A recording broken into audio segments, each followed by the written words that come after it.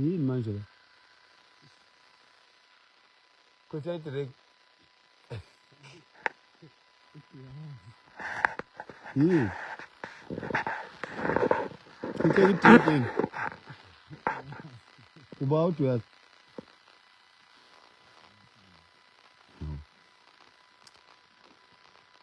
hey Nkosi yami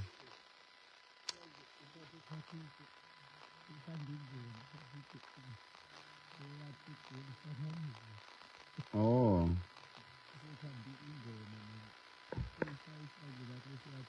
yazi khona abantu abangakholwa ukuthi la kwaNongoma kuyalalwa entabeni silele entabeni lapha silele lapha sisemkhulekweni sizokhulekela izwe insizwa igcwele yonke indawo lapha wathi ngiphendulele ikhamera nibone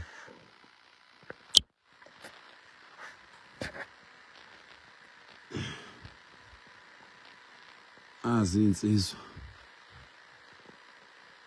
kulelwe entabeni lapho kuzokhulekwa kuzobikelwa uNkulunkulu kuzobikelwa umnikazi wabantu kuzobikelwa umnikazi wabantu ukuthi izwe sifuna izwe lilungiswe yabo insizwa emahlathini yo sizocela kuNkulunkulu ukuthi izwe lilunge awuzole ubuza ukuthi ningatyiwa inyoka ayimutyi umuntu bakithi inyoka nje ayimutyi umuntu kakhulukazi umZulu nje inyoka nje ayidlaleli nje kumuntu owumZulu ngoba manje isuke izodlani lapho ngoba phela thina sinoNkulunkulu emagazini yebo so bafowethu enye izinto eyabulala lelizwe eyenza lelizwe lafa ukuthi kwaqedwa umkhuleko siyacela befundisi kusasa njengoba manje sekusile vele kuzongena isabathi siyacela abantu abakholwayo bekhulekele lelizwe abafundisi abakhokheli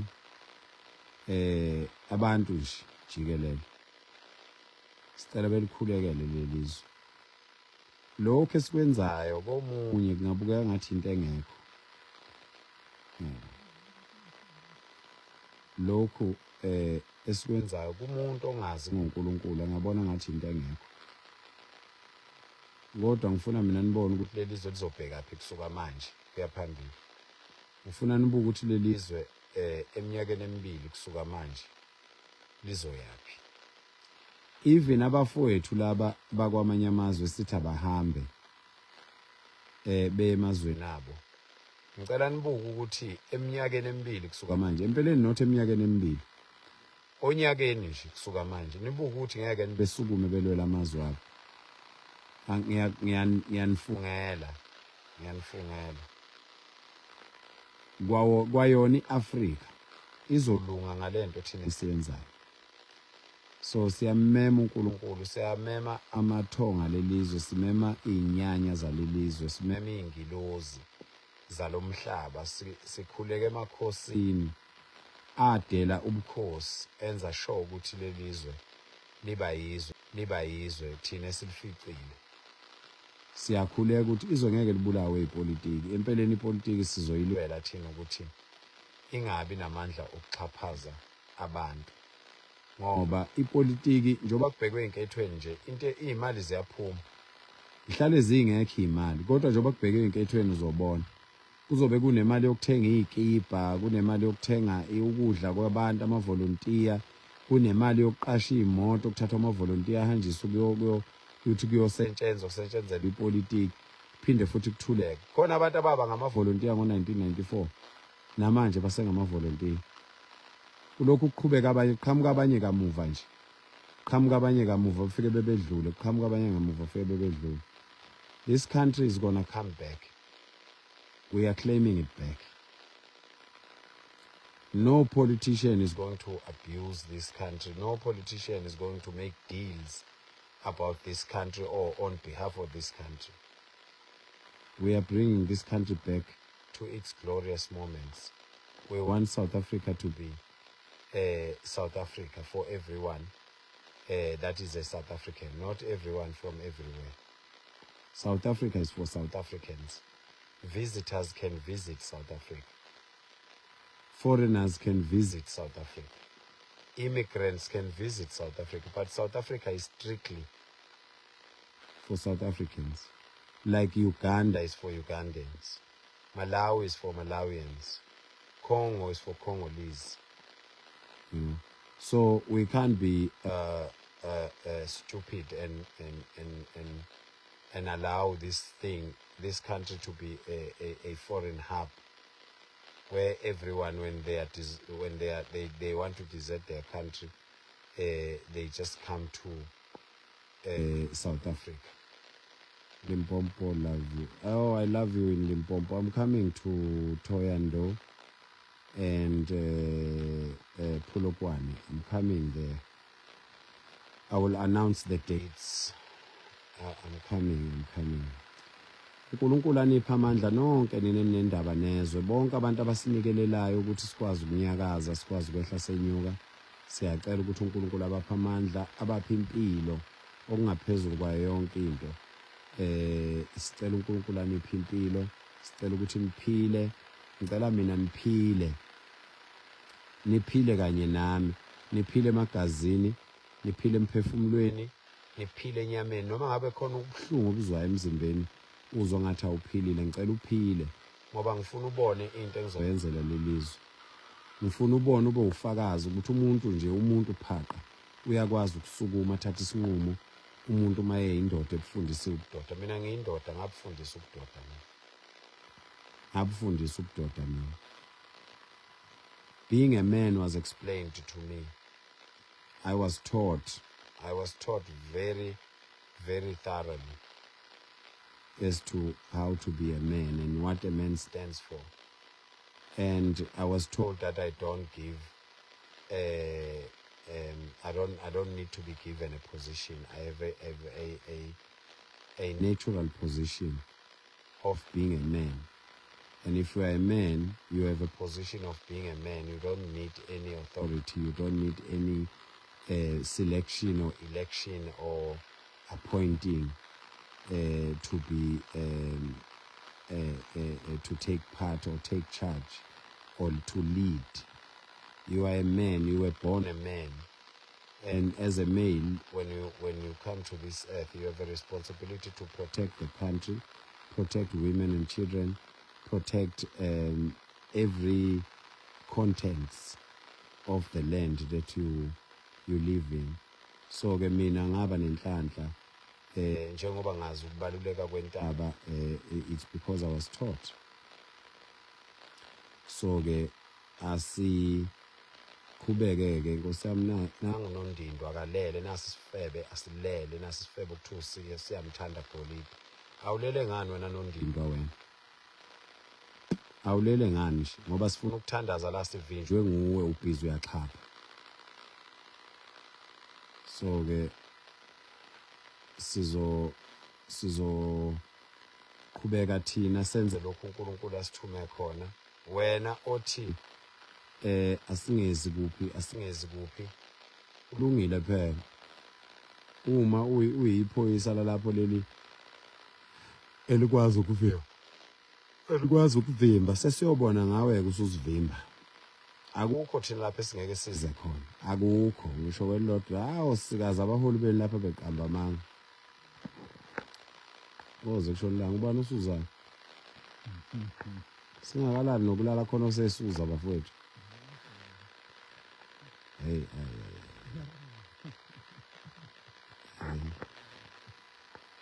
efika nje ulala kumakhaza kanjena yena kalula kanje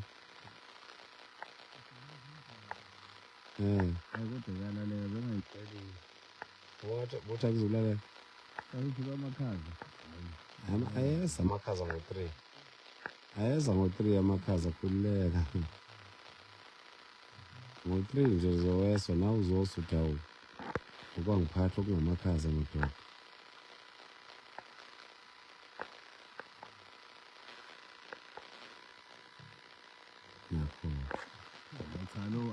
hayi nakho uyazwa yawuzwa lo brr umsuzo omanzi umsuzo onamazolo ke lo hey hey siyabonga weingane zakwethu siyabonga uNkulunkulu anibusise niphile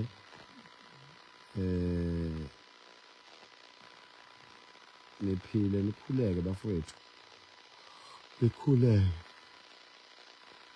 njengoba sizobikela imvelo nje sizobikela imvelo ukuthi senzani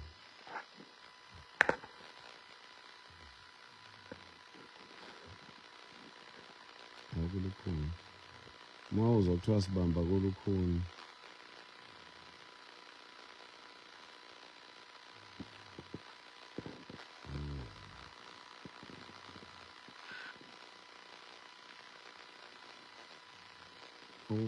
okwabantu baseMalawi kuthi kuze kungifonele okunye ukuthi hayi ngizokuthakatha ngithi mina if unomuthi mfethu wokuthakatha umuntu ongamazi why ningenza umuthi wokulungisa amazwe enu nilokhuze nilungisa amazwe enu niyenza amazwe enu abe right I will find you and we will catch you ngilele entabeni kumanje ngilele entabeni lapho engishilo khona ukuthi ngizolala khona ngamemezela 2 weeks back namanje ngilele khona ngeke nje uzofike la ngeke ufike lapha singakunikela ngeimpisi lapha ungayibona into ngaba yiyona manje nje abantu bokufika bazohamba bakwethu khululekani bazohamba nje noma ngabe nibathanda kangakanani bazohamba yabo siyabonga I have powerful muthi your powerful muthi must work there your powerful muthi must work in improving your country mina I'm here praying for my country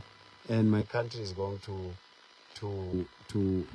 come back to its feet after all the Kwapa boys are gone yabona the Kwapas yeah all the Kwapa boys when they are gone there will be no smelling so ayanuka amakwalakwala bafowethu hayi ngento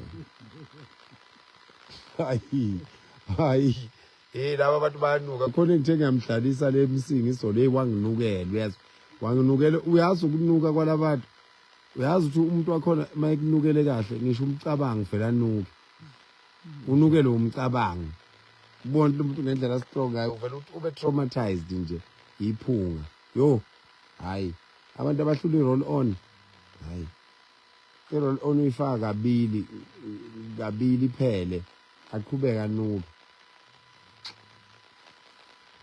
lapho bayisa kodwa bayanuka hey yazi hey wanginukela lo muntu laphana wanginukela and lapho kuyasondela ufuna ukukhuluma nami niyahamba kusasa niyahamba nami nizohamba malume nisalinde umulungu aninikeza imali nami niyahamba malume ngithi hey wena uyazi ukuthi inhliziyo incane kanjani ukuthi ngiswela ukuthi kube kuthiwa sihlangana ehlathini elimnyama zwi ungitshele kahle lethu yakho niyahamba nami niyahamba malume ubiza mina ngomalume kodwa ungangami yazi yabona futhi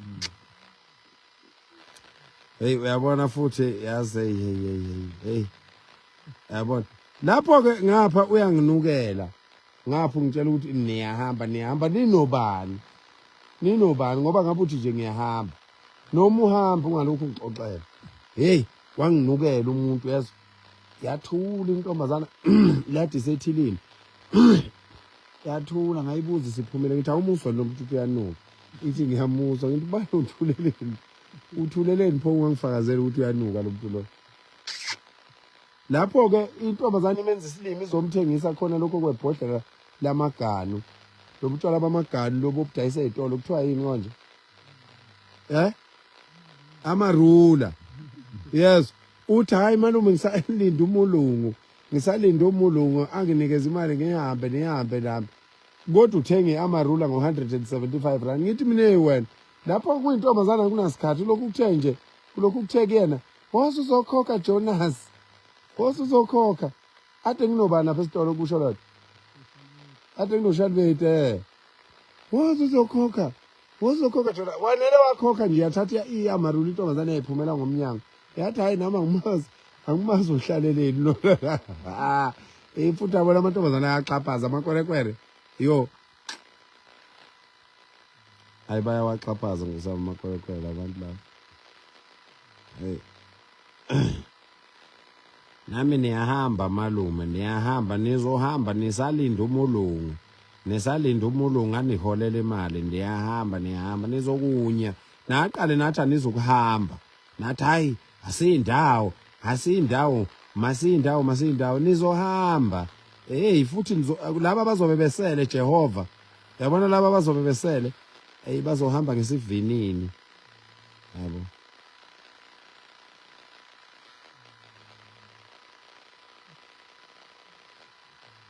hey nangoke ke lona khuluma ngeempundu impundu ke lezo impunduzana ukuthi kukhulunywa into eserious vele kuqhamuka umuntu kukho feza impundu fusek nawe ngaso feza impunduzana sikhuluma izinto eserious sizothandaza lapho sitshela ngeimpundu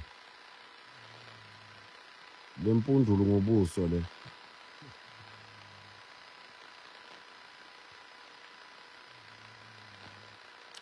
niyahamba malume amakwerekwere asephilela ukuthenga nje lokhuza amakwerekwere asephilela ukuthenga idatha athengela ukuzobuka mina nokungithuka fuse nonke futhi ama-dating awakhipha ukuthi ngisuke ngikuphi mani ngayona amagwala niboke nize lapha kimi ufike ungitshela ukuthi hey wephakela sekuwukuthi ngikukhombise kahle namfana nami ngushaya ngempama kublock imithambo shaya ngempama kublock imithambo iyikeleme esiswini zishaya itoyitoyi ezinye zishone phezulu ezinye zishone phansi shaya itoyitoyi zingasi ukuthi kwenze njani manje uhlabe kahle ngempama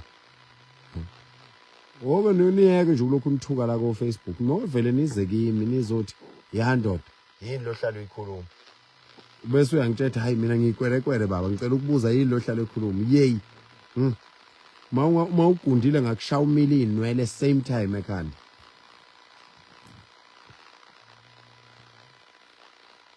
leliso thina solungisa thina labo abaholi enithembele kubo labo uthi yiba bazonisiza hawu badlala ngani laba hayi badlalela ngani laba badlalela ngani ngempela laba akho mholo ozokusiza la ngeke ngisho ngathi uyasibopha sofika ejele thina ejele kunabantu more than 26,000 people are in jail masifika ejele thina sofike sikhulume neziboshwa siyitshele wemadoda asilwele nizwe akukho lapha abantu abangekho khona Jonas nje nokunuka hambana mani uthe umongameli waseZimbabwe umuntu owayifikela akayibuyela kodwa mayefika futhi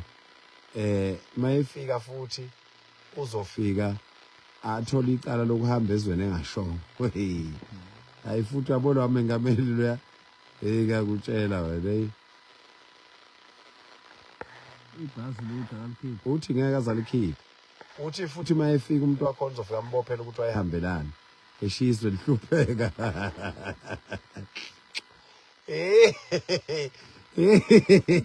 yabona lo mongameli thuthi umuntu wayehambela akayibuyele kodwa uma ufika still noma uyibuyela usazofika unyiswe nje ukuthi wawuyaphi eSouth Africa lokho umuntu lokunomoya omubi lokho umuntu lo ungabopha umuntu awela ngengwenya kwahliwa umuntu phambi kwakhe ehliwa ingwenya umbophele wena ukuthi wahamba elokuzi ngidlekisile into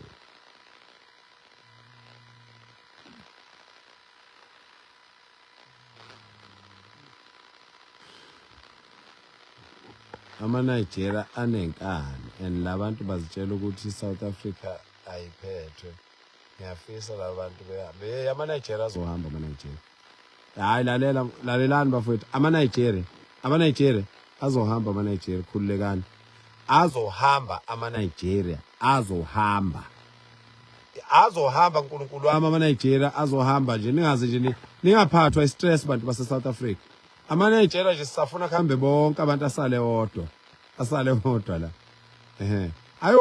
ayoyiphosa phansi esuka phezulu emabhilidini ngeke aphume ngeminyango ayophuma ngamawindi liyosacazeka phansi azohamba ama-Nigeria awu labo ntamo lukhuni bazohamba uNkulunkulu wami uyabona makuthiwa ngiwushaye kahle umnqumo ngiwushaya kule ntamo enkulu kusathi ukuthi my God oh hey my God oh hey this is South Africa my God oh I'm not going in bese ngiyishaya intamo ngesagila ngqo ngishaya ibuku umhlwenga ngathi yinja uyabona lokho ngama Nigeria futhi kufuna kusale khona kuqala kufanele kusale khona ama Nigeria nje funa sale yabo funa sala ama Nigeria kuze sodila kahle nawo ngoba vele awumdibi nje anganya lakithi abantu behlale bazi abantu ukuthi ngeke thina ngeke thina akekho umuntu ongamelana nathi lo mhlaba nje ngoba ungaka akekho umuntu ongamelana nathi hlobo sidala siyeza lapha eOrange Grove nase Orange Farm eOrange Grove lapho kugcwele khona ama Nigeria siyeza nase Orange Farm nalapha na okubulawe khona imoto yama security lapho kuthiwa ise Mayfair khona ngizokuthiwa isizinda sabo laba base Ethiopia nabase Bangladesh no Pakistan lezo zinto sofika sihlale emgwaqweni 2 days wonke singasuki sihlale emgwaqweni nina ingane nonke nezingane zathi nisilethele ukudla lapha sinye khona lapha emgwaqweni sinye eminyango yabo sinye sishiye sinye ingcwaba laphana bese samsoyihlala lapha emgwaqweni silinde phela ukubona ukuthi lokho abantu bayikho niyabona njalo abantu baseGoli amakwerekwera awanihloniphi nani abantu baseThekwini lapho ko point amakwerekwera awanihloniphi ngoba nina nizenza ukuthi ngcono kunabantu basemakhaya kusuka thina la emakhaya buka nje silele ehlathini sizothandazela nina ngapha niyitshela ukuthi ngcono akekho umuntu ongcono sukumani lapho sihlangane silwele izwe lethu sikhumbuze uhulumeni ukuthi yithi esivotayo ngoba kuzovotwa nje mkhumbuzeni uhulumeni ukuthi yini enivotayo yabo babhizi batatazela behlaba enyuka manje bafuna ukuvotelwa kodwa abazi ukuthi kunamakwerekwere masithi sibuza abantu ukuthi abantu banama ID bathi singababuza abantu ukuthi banawo nama ID bathi bakhona abantu abakhandela lo msebenzi kwenzeke kanjani abantu bokufika beze bebe ngaka la izweni kwenzeke kanjani ukuthi abantu bokufika beze bebe bangaka la izweni ekubeni kunaleyo mthetho naleyo mnyango okuyiyona nimbuke njalo umuntu okhuluma ephambana nabantu nibombuka ningajaha kuyovota nivotela izinto eningayiqondi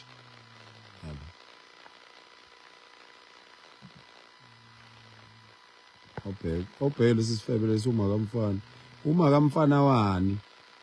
umakamfana wani ngoba nje unesitele singange senkomo nje sitele nje singange basinweba abafana lapha awusasabi ngisho ukukhulumisa amadoda ngo1 ebusuku isibindi nje sunaso sesibindi sakho sesazaphumela ngaphandle hlathe kanyoka isitele ngathi seblamani yezo isibindi nje sokuthi uyintombazana ukhulumisa indoda ongayazi ongahlangene nayo ongayisabi nje indoda ebusuku Northwest we are coming to Northwest we are planning actually Northwest we are supposed to come before the 30th lokho kwengane ukuthi umakamfana lokho wena ngane wasithatha aphi izitele singaka izitele esixegayo into enganamajika uyabona uma ke nje indoda yathi iphume iyaguhle eceleni iziyowa bhuxe iyoshona le ngoba awusena mabriki kwa wena nje usuze uhamba usuzeka ngephuthu uhamba isinga nje masithi ukuthi dwekle sithi esinye ukuthi dwekle sithi esinye ukuthi dwekle isibindi nje sendoda nje mina nje ungabonga usukela mina akekho ubuyayo kimi wangisukela kubuye ngisho ngabe umholi ngibonke abaholi bonke nje yeke ungibone mina ngisukela umholi ngikhuluma naye kodwa makangithinta nje akubuywa lapha kimi yabo akubuywa lapha kimi intombazana nje ngalesikhathi lesikuyoshaya uthuma nje nesibindi sokusukelana nami nje ku live wami engabi yaweqa isitele singange seblamani siyaceka sihluluma mhlongo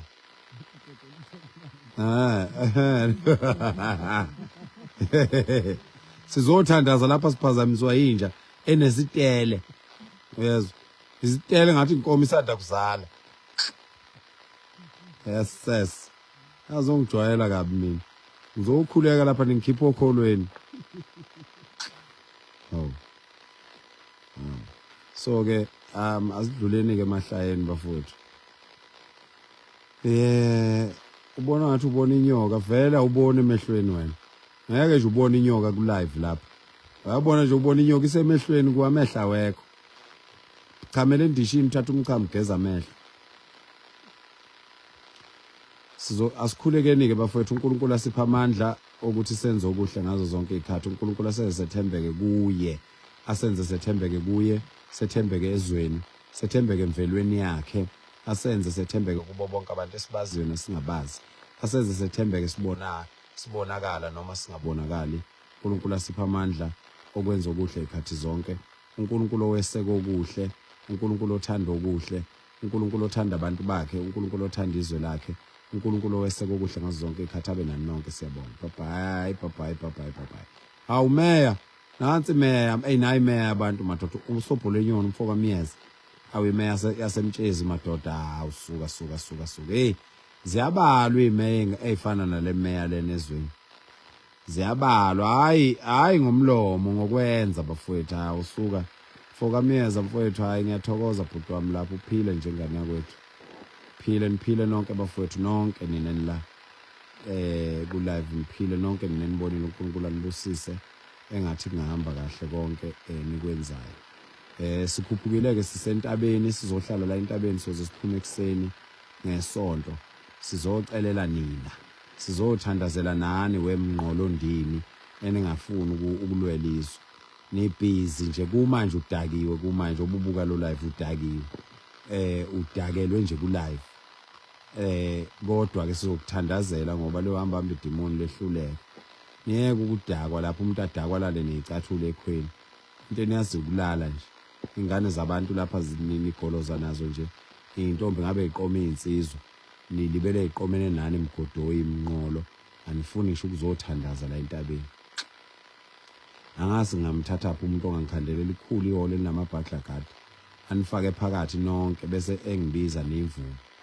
ngifike ngene lapho ke holo ngininyise ngemvubu yazi nje mina ayikho into engihalele ukuyishaya njengabantu abayimnqolo ngathi nganithola nje nivalelwe endawonye nginibhonye ngikuthiwe nje ngihlanganyele ni u2000 nginibhonye ni u2000 nibusa abathu yaza ngiqale nje emoyeni usahambe emoyeni uzakini ngiyise ngempama phansi ngiqede ngenduku nganaki ngisho nalabo abangishayayo abanye eceleni ngidile nawe wedwa nje ngoba umnqolo engiyawenyanya umnqolo man shit awuthi ngiyeke ngaze ngiphuma okholweni hey sizothandaza into serious lapha sizothandaza isathu wakwababona abantu abangathandi lutho nje akayithandi ingane yakhe akayithandi intombi yakhe ayishela akamthandi umzali wakhe akayithandi yena akathandi izwe akathandi lutho nje uthanda amateki nje iAll Star iyona into ayithandayo nje empilweni yakhe iAll Star nje umhlathi kanini hey hayi siyabonga bafowethu awubheke lokhu ubuza ukuthi why are you sleeping outside why do you care that's the first question nje ufana uyabuza ukuthi wena uyibuze wena why do I care ukuhamba ubuzana nemsangane ebusuku usubukile kodwa isikhathi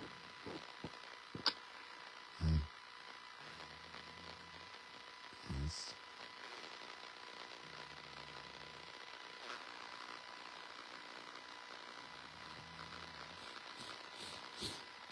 siyami ngiphuphetheke lo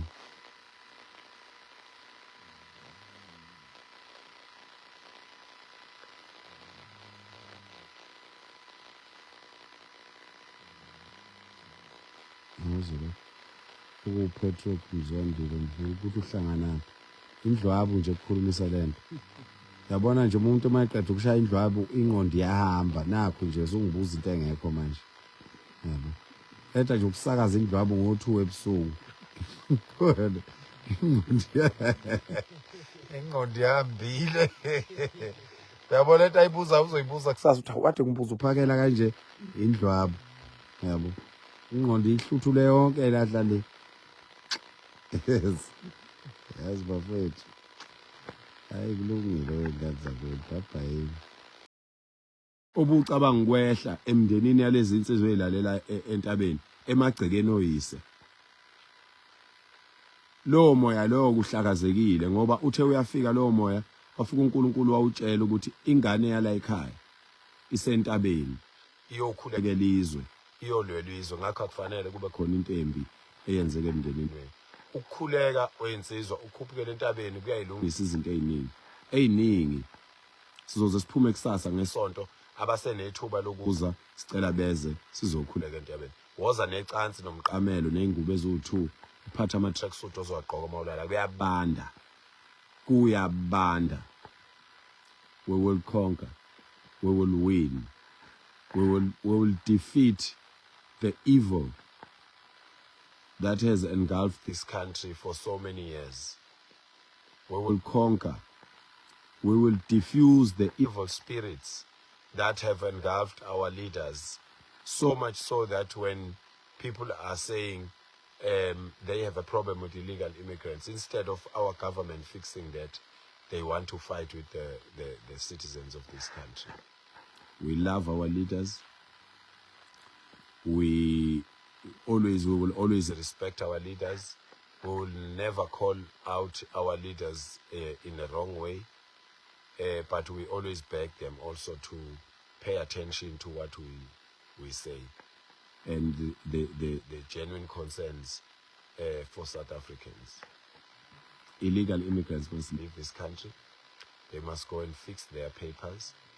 Then they can come to the country to visit or to come and do work that South Africans can't do. If the government is failing to do this, we will take over the government. We will mobilize our people in South Africa to become one and stand together and create their own government and write their own constitution and write their own rules and deploy people that are not in politics to go and work for them. So that parliament is going to be, for the first time after 1994, since 1994, is going to be a parliament of true patriots, and we are giving our leaders a chance to change. We are begging our leaders to grow a conscience, because if they don't do that, we will mobilize ourselves as South Africans. Sibatshela ukuthi asisayidingi ke ipolitiki, asisawadingi lamaqembu awu600 and something. Sidinga iqembu elilodwa elizolalela abantu okuzobhalwa nje iconstitution ukuthi ama resources alelizwe awangaphumi kulelizwe. Yonke into enhle ekulelizwe akeyiqale isize abantu base South Africa. Yini enzima ukwenza lokho? Sizothandazela lokho nje lapho ukuthi abantu ake bebuye lo nembeza bebe ngamadoda. Khona abaholi abayoguga manje. Ongakazi umuzwe ekhuluma ngento okuthiwa indoda. Ngisho bona laba bathi we are unskilled. We were xenophobic, we were barbaric. Isikhothi into lezenzayo. You've never heard them talking about men, mentioning men in their speeches. How can you be a leader and not consider men? Because men are the people that can protect the country. Not le politiki yokuthi kuthathwa abantu besifazane boyobekwa laphana phambili bethukwe benziswe zonke izinto kulalwe nabo ngenkani bencinkiselwe ukuze benikwe ikhundla alale nabo bonke abantu umuntu eParliament ngoba kufanele anikezwe isikhundla ayoba uDeputy bani noma ayoba yini uxhashazwa abantu. Amadoda kumele afukuze, amadoda kumele asebenze kanzima. Abantu besifazane ufuna besebenze mabethanda. Uma ngabe futhi nakhona bethanda ufuna benikezwe imisebenzi obululu ukuthi bayenze. Kungathiwa kuqanjwa manga ukuthi umuntu wesifazane wonke umsebenzi angakwazi ukwenza. Uma ngabe kunjalo pho asigijima ngani sonke lapha entabeni. Lokhu kuqanjwa manga kubulawa izwe thina sifuna izwe libuyele endaweni yalo la khona umuntu wesifazane ehlonishwa, anikezwe indawo ephephile, anikezwe indawo engcwele, anikezwe indawo enokuthula, anikezwe indawo evikelekile lapha khona azothi mayenza izinto angagcini eselinganiswa namadoda ngokwenza uma esehluleka bese khonjwa thwabukani ke abafazini ngani vele it's a setup. It's a setup if unikeza umuntu into awazi kahle ukuthi ngeke akwazi ukuyenza. So ke sizoyilungisa le, sicela abaholi bethu, sicela abaholi. We are begging you leaders, please grow back your conscience. This country is so much in trouble and it needs you as leaders. And Tina, we are raising this concern because we want to show you, we want to show you that with all these budgets akhona, that are not used, imali buyele emuva ku-auditor general ingasebenzanga. It's a shame. Njengoba kuzinketho nje, monies will go back to the coffers. The money will go back to the coffers unused. Unspent budgets will go back. But people are suffering. People are not getting water. People are not getting roads graded. People are not getting service delivery. But the money is going to go back. The budget will not be spent because there is elections. Everyone wants the money to come to their pocket or to be used according to their party's manifestos and everything. Let us stop this nonsense, Bafowethu. Let us stop this nonsense. We are bigger. The country is bigger than us, and we are smart people as South Africans. We need to come together. We need to make sure that this country gets back to its glorious moment. We will keep preaching this. 30 June is just the deadline, but there is no violence that is going to happen, and nobody is going to die. And those that are doing these things, and abantu must stop going to these marches with an intention to go and loot and do the wrong things and hit people and do that. In our marches, since I've started marches for so many years, nothing has happened in my marches. I want you to pay attention. You must not link me with marches that are orchestrated by politicians and branch leaders and branch chairpersons trying to gain trust in people, and people who are aspiring to be councillors. Bahambe beye machine, befike ema machine benze izinto ezingalungile, benze izinto ezingalungile. Thina singamadoda, we are men. We are men, and we are ready to obey the laws. We are men, and we are very respectful, and we will never, ever, in the marches where I post the march and say, this is going to be, there's a march in Ugompo next week. There's a march in Polokwane. There will be a march in Thohoyandou. There will be no violence in those marches. There will be a march in Soweto, and there will be a march in Mayfair, in Johannesburg. That one I'm not sure about, because I didn't like what I saw there. So the people of Mayfair, they must be very careful of what they do to South Africans, because I'm putting my life in the line for South Africans, and I don't care. I don't care. I really get aggravated when I see those videos where the foreigners have gone to an extent of being confident enough that they can fight South Africans, chase away South Africans, and tell South Africans where to live, where to walk, and where to... This is Western apartheid, and I can't stand it.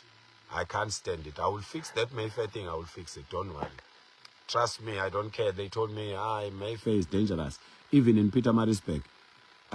When I organize the march in Pietermaritzburg, because I will organize it, I will go to those roads where when these people, when we want to come and march in Pietermaritzburg, they are stopping us. Our own people, our South Africans. Abantu bala South Africa. Masithi sifuna ukuyomasha eMaritzburg, bayasivimba. Basivimbela ukuthi ngathi mina sifuna ukungena kulowa mgwaqo okuthiwa ungena. Ngifuna ukubona mina mangena khona ukuthi kuzokwenzakalani. Even naseThekwini kwakuhlale kwenziwa amamashi inqwaba, imashi yenza amamashi eThekwini njalo amaphoyisa abavimba ukuthi baye point. Ngabathatha abantu abayise point, kwafubani lapho. eGoli bekuthi bangumashwa abaphoyisa engafuni kiwe eHillbrow, ngabathatha abantu ngabayisa lapho ubani owafa ngoba kufanga umuntu. Esikhundleni salokho khona umuntu ongawadayisanga ama-drugs ngalelo la. So sicela ukuthi kungenziwa lokhu bafethu. Kungenziwa lokhu ukuthi sithi masifuna ukuyomasha endaweni kube khona abantu bakithi abangafuni kwenzeke lokho, ngoba bazi ukuthi ama-drug dealers lagcwele lapha eMaritzburg ku-West Street abangani bawo. So ke sizozenzela thina ethi imasha engahlanganisi yonke lento yo section 4 engena route ezovela iqonde lapho kunenkinga khona, bese sibiza amaphoyisa athi amaphoyisa ake nibuke ukuthi yini esikhuluma ngayo la. This is our country. We are men. We are compelled by being men to protect this country. We are compelled by being men to be leaders. As we were born and came to this earth.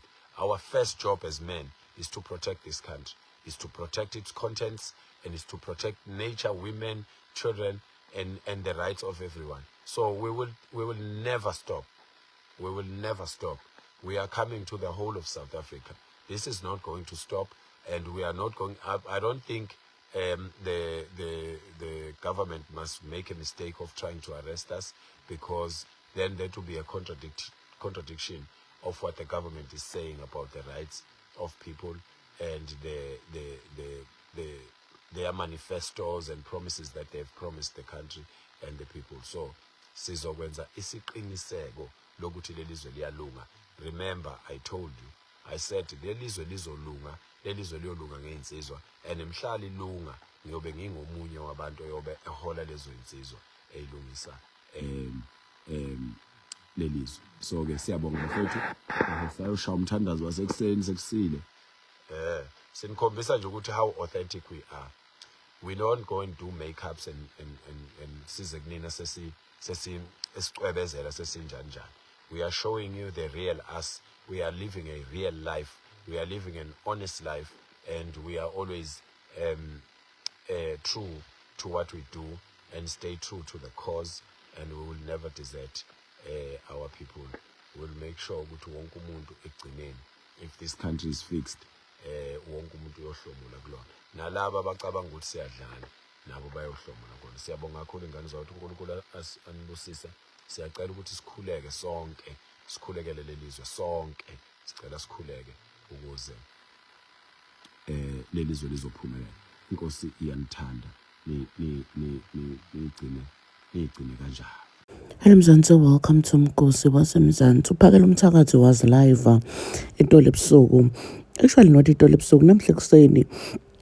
So he was saying ukuthi basentsabeni bakhulekela live simbonile alele nalamanye amadoda la sayidini.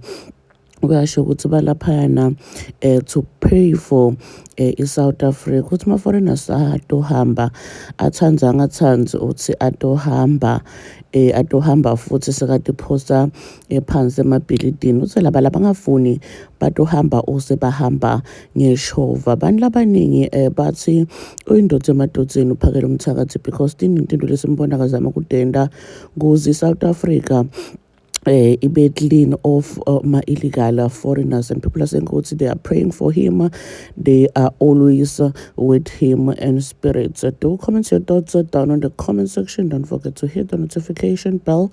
I'll see you on the next one. I'm signing out, so goodbye.